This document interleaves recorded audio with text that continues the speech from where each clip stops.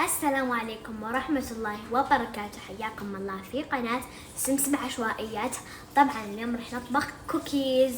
المقادير صحن دقيق، كوب ونص دقيق، ملعقة نشا، ونص كوب سكر بني، وشوكولاتة هيرشي كوب، وبيضة واحدة والزبدة، وهذا الشيء اللي ما ادري شو اسمه، ملعقتين، وهذا الشيء نغيره مع الخلاط وخلاط اكيد. ويلا نبدا.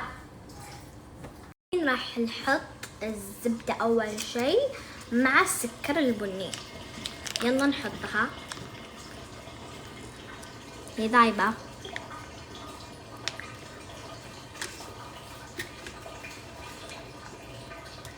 ثواني.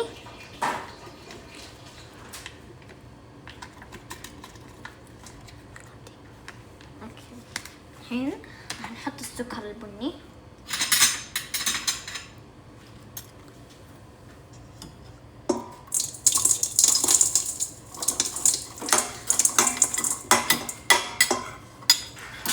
والحين راح نخلط على سرعة 3.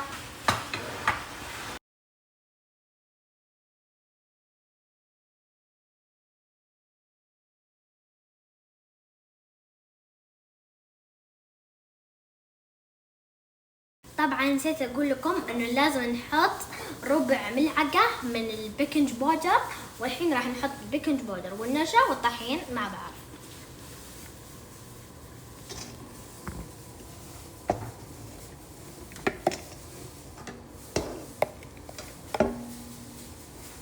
نصها بس، بعدين نكمل الباقي اذا خلط.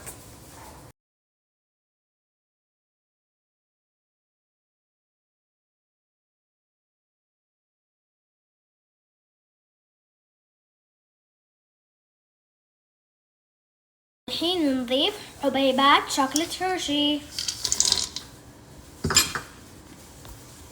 والحين راح نخلطه. لازم نخلطه معاها عشان هو يكون معاها بالعجينة.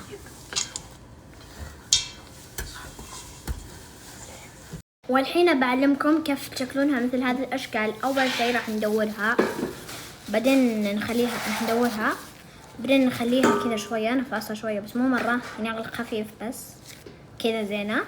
بعدين نسوي كذا حبيبات بأصابعنا، بعدين نحطها كذا خلاص. وهذه الطريقة راح نكررها على كل الصحون. وهذا الكوكيز حقنا. طبعا الحين بنحطه بالفريزر نص ساعة، بعدين نطلعه ونحطه بالفرن. يلا نحطه.